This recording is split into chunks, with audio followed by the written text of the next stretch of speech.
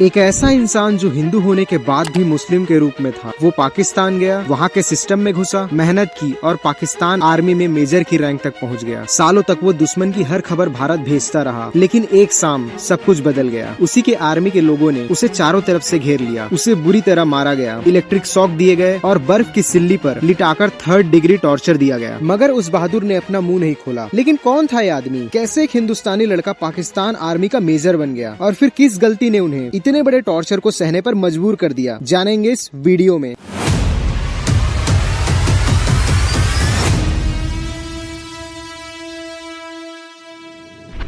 11 अप्रैल 1952 राजस्थान के श्री गंगानगर शहर में एक x Indian air force officer JM Kaushik और अमला देवी के घर में उनका पहला बच्चा पैदा हुआ। नाम था रविंद्र कौशिक। रविंद्र की स्कूली पढ़ाई गंगानगर में ही हुई। घर में 2 और बहनें और एक छोटा भाई भी था। समय के साथ रविंद्र बड़े होते गए और क्योंकि ये गंगानगर शहर पाक इंडिया हिंदू मलकोट बॉर्डर से सिर्फ 25 किलोमीटर की दूरी पर था, तो रविंद्र को इंडिया पाकिस्तान के बीच के तनाव के बारे में अच्छे से आइडिया हो गया था। अब 1970 के टाइम में उन्होंने अपना 12th कंप्लीट किया और वहीं गंगानगर में SD बिहानी PG कॉलेज से BCom डिग्री के लिए एडमिशन ले लिया। अपने फर्स्ट ईयर से ही उन्होंने वहाँ थिएटर ग्रुप ज्वाइन कर लिया। एक्टिंग के लिए काफी ज्यादा पैशनेट थे। लुक वाइज इतना स्मार्ट थे कि लोग उन्हें विनोद खन्ना से कंपेयर करते थे। अब क्योंकि बचपन से ही उन्हें फ्रीडम फाइटर से बहुत लगाव था, जिसके कारण वो अक्सर भगत सिंह जैसे कैरेक्टर करने की जिद करते थे और उनका ये जिद दिखाता था कि वो अपने देश के लिए कुछ करना चाहते थे। मैं आपको बता दूं कि ये समय था 1970-71 का, जब देश ने भारत पाकिस्तान युद्ध देखा, जिसमें भारत को जीत हासिल हुई थी। साथ ही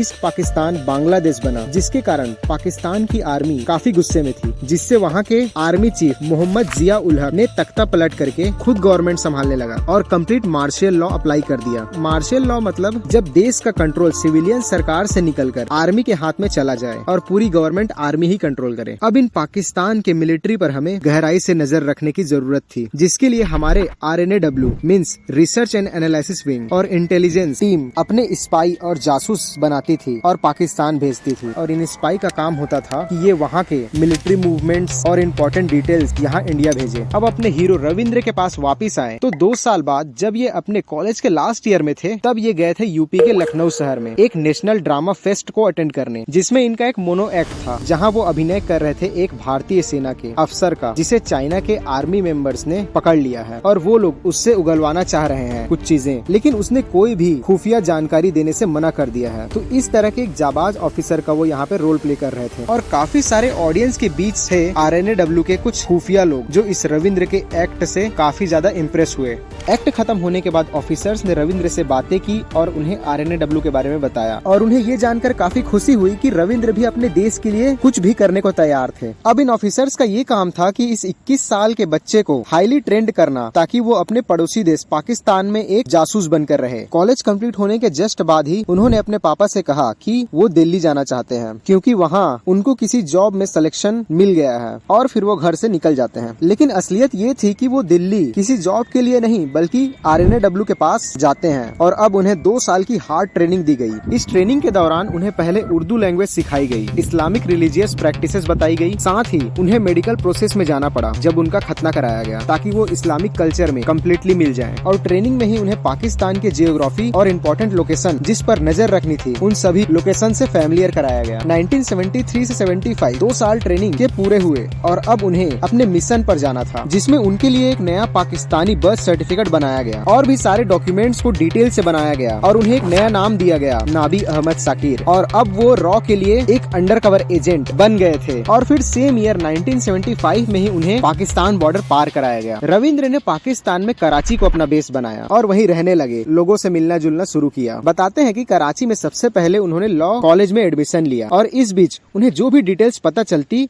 उससे वो इंडिया भेजते। समय के साथ जब वो अपने LLB के लास्ट ईयर में थे, तभी उन्हें न्यूज़पेपर में एक एडवर्टाइजमेंट दिखती है कि पाकिस्तान आर्मी में ऑफिसर्स रिक्रूटमेंट एग्जाम निकला था और इसे देख रविंद्र ने इंडियन रॉ को कहा कि मुझे इस आर्मी भर्ती में जाना है, बट RNAW वालों ने उन्हें साफ साफ मना कर दिया, ये कहते हुए कि आप डॉक्यूमेंट वेरिफिकेशन में पकड़े जा सकते हैं, क्योंकि सारी जानकारी एट द एंड फेक थी। अब रविंद्र का लास्ट ईयर भी LLB का कंप्लीट हो गया और उन्हें एक दिन फिर न्यूज़पेपर में एक एड दिखी, जिसमें जिसमें इस बार मिलिट्री अकाउंट्स डिपार्टमेंट के तरफ से रिक्रूटमेंट था। अब क्योंकि उन्होंने ग्रेजुएशन में बीकॉम पढ़ा था तो अकाउंट्स मैनेज करना इजी होता, और फिर उन्होंने इसके लिए अप्लाई कर दिया और लकीली वो सेलेक्ट भी हो गए। और फाइनली अब उन्हें वहाँ एक ऐसा जॉब मिल गया था जहाँ से वो काफी ज्यादा और सेंसिटिव इन्फॉर्मेशन इंडिया को भेज सकते थे, और उन्होंने वही किया। पाकिस्तानी मिलिट्री मूवमेंट्स हो या बड़े बड़े ऑफिसर्स की पोस्टिंग रिपोर्ट, साथ ही साथ वो ट्रेन डिटेल्स जिसमें पाकिस्तान आर्मी अपने वेपन्स ट्रांसफर किया करते थे, उन सभी की जानकारी वो इंडिया को भेजते रहते थे। और ये इन्फॉर्मेशन वो डायरेक्टली इंडिया ना भेजकर पहले वो कुवैत और दुबई के एड्रेसेस पर सेंड किया करते थे, और फिर वहाँ से इंडिया के रॉ की टीम को मिल जाता था। लोगों को किसी भी प्रकार की शक की गुंजाइश ना हो करके उन्होंने वहीं के एक आर्मी यूनिट के टेलर थे, उनकी बेटी अमानत नबी से शादी कर लेते हैं, और उनका एक बेटा भी पैदा हुआ जिसका नाम अरीफ था। और अब उनको वहाँ रहते हुए 5 साल हो चुके थे as a spy agent of India. साल आया 1981 जब इंडिया में उनके भाई की शादी थी, और भाई से लगाव होने के कारण वो यहाँ अपने घर आना चाहते थे शादी अटेंड करने। देखो, पिछले 5 साल से भले ही रविंद्र पाकिस्तान में थे, लेकिन लेटर्स के थ्रू वो अपने घर वालों से कनेक्ट रहते थे, और उनके घर वालों को लगता था कि रविंद्र दुबई में जॉब करते हैं। खैर, रविंद्र ने अपने घर आने वाली बात RNAW से शेयर किया, और फिर प्लान बनाया गया जिसके अकॉर्डिंग रविंद्र, जो नाबी अहमद साकिर थे, उन्होंने वहाँ पाकिस्तान ऑफिसर्स को ये कहा कि वो सऊदी अरेबिया जाना चाहते हैं उम्राह करने के लिए, जिसके लिए उन्होंने छुट्टियाँ मांगी। छुट्टी मिलने के बाद वो दुबई से होते हुए इंडिया आ जाते हैं। फाइनली वो घर पहुँचे। घर पहुँचते ही घर वालों ने कई सवाल किए कि तुम करते क्या हो, कहाँ रहते हो, तो उनका जवाब बस ये होता था कि मैं दुबई में रहता हूँ, वहीं कुछ काम करता हूँ। घर वालों ने कहा कि तुम भी शादी कर लो, जिसे सुन रविंद्र ने ये बता दिया कि वो शादी कर चुके हैं और उनका एक बेटा भी है दुबई में, जिसे सुनकर घर वालों को बड़ा झटका लगा। घर वाले नाराज हुए, बट शादी खत्म हुई और अब उन्हें वापस पाकिस्तान के लिए निकलना था। जाते वक्त उनके पिताजी ने पूछा कि तुम ये बता दो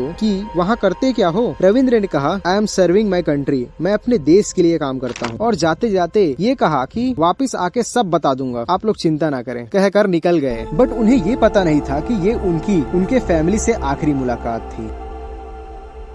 अब पाकिस्तान आकर उन्होंने अपना जॉब कंटिन्यू किया। रविंद्र अपने काम में इतने अच्छे थे कि उन्हें कई प्रमोशंस मिले, जिसके कारण वो पाकिस्तानी आर्मी के मेजर रैंक तक पहुंच गए। मेजर रैंक तक पहुंचना मतलब ये इंडिया के लिए एक गोल्ड माइन होने वाला था, क्योंकि अब रविंद्र और भी इम्पोर्टेंट और मेजर एटॉमिक प्लानिंग्स के बारे में इंडिया को बताने लगे, और ये डिटेल्स इंडिया के लिए बाद में इतने ज्यादा काम आए, जिसके कारण उस टाइम की PM इंदिरा गांधी ने रविंद्र भाई को द ब्लैक टाइगर का टाइटल दिया। सब अच्छा चल रहा था, लेकिन अब पाकिस्तान आर्मी और वहाँ की ISI को शक होने लगा था कि कुछ तो गड़बड़ है, क्योंकि वो जब भी इंडिया के अगेंस्ट कोई प्लानिंग बनाते तो इंडिया वाले ऑलरेडी तैयार होते थे और उनका पूरा प्लानिंग फेल हो जाता था, जिसके कारण अब वहाँ की इंटेलिजेंस ने सभी मिलिट्री ऑफिसर्स और अलग अलग पोस्ट पे काम कर रहे लोगों पे निगरानी करना शुरू कर दिया। और इन्हीं में से एक थे नाबी अहमद साकिर, मतलब हमारे रविंद्र भाई। अब पाकिस्तानी इंटेलिजेंस को इन पे शक इसलिए हुआ क्योंकि जब नाबी अहमद साकिर के बारे में उन लोगों ने रिसर्च किया तो उन्हें पता चला कि नाबी अहमद का पाकिस्तान में कोई रिलेटिव्स ही नहीं है, और इस वजह से पिछले 1-2 साल से इन पर पाकिस्तानी ISI और इंटेलिजेंस नजर रख रही थी। और फिर वो वक्त आया जब नाबी अहमद साकिर का असली रूप पाकिस्तान के सामने आने वाला था। एक स्टडी के अकॉर्डिंग 19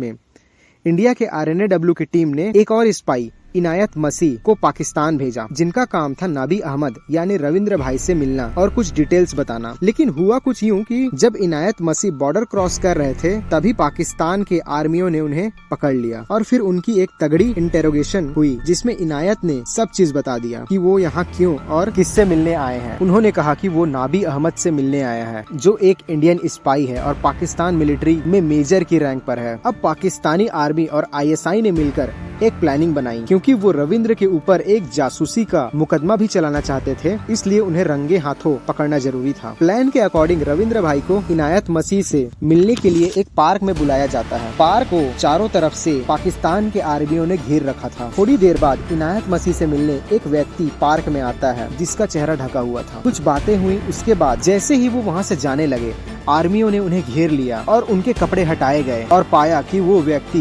कोई और नहीं बल्कि हमारे भाई रविंद्र कौशिक थे। भारत के ही एक एजेंट की गलती से हमारे एक शानदार अंडरकवर एजेंट, जो कि पिछले 8 साल से पाकिस्तान में थे, अपना काम शानदार तरीके से कर रहे थे, वो पकड़े जाते हैं। अब पाकिस्तान के ISI ने रविंद्र कौशिक को पकड़कर सियालकोट के इंटरोगेशन सेंटर में ले जाती है, जहाँ उन्हें बहुत बुरे तरीके से तड़पाया जाता है। इन्फॉर्मेशन निकालने के लिए उन्हें बहुत मारा गया, इलेक्ट्रिक शॉक दिए गए और भी इतने इतने खतरनाक तरीके से टॉर्चर किया गया जिसे बताने में भी झिझक महसूस हो रही है। सियालकोट से कोट लखपत जेल में रखा गया और इसके बाद शिफ्ट किया जाता है मियांवाली जेल में। 2 साल बाद 1985 में कोर्ट ने उन्हें आजीवन कारावास की सजा सुना दी। इस बीच उन्हें बहुत ज्यादा टॉर्चर किया गया, न उन्हें सही से खाना दिया जाता था, न ढंग से सोने दिया जाता था और इन सब के कारण उन्हें टीबी जैसी बड़ी बीमारी हो गई। रविंद्र ने काफी दिमाग लगाकर खुफिया तरीके से कुछ लेटर्स अपने घर तक भी पहुंचाए और उन्हें अपने कंडीशन के बारे में बताया कि उनके साथ क्या क्या हो रहा है। उनकी फैमिली ने गवर्नमेंट से काफी बात की कि उन्हें बचाया जाए और इंडिया वापस लाया जाए,